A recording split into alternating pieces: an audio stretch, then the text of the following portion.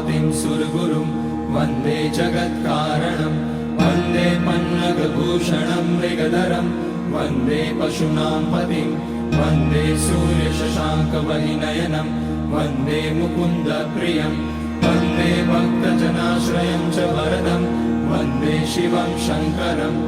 ॐ मृत्युञ्जयाय रुद्राय नीलकण्ठाय शम्भवे अमृतेशाय शर्वाय महादेवाय ते नमः।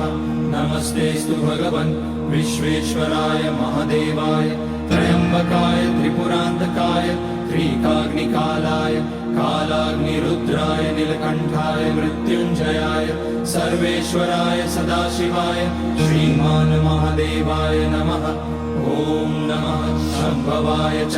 मयोभवाय च नमः शङ्कराय च मयस्कराय च नमः शिवाय च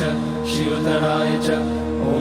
त्र्यम्बकं यजामहे सुगन्धिं पुष्टिवर्धनम् उर्वारुकमिव बन्धनान् मृत्योर्मुक्ष्यमामृतात् नागेन्द्रहाराय त्रिलोचनाय भस्माकराय महेश्वराय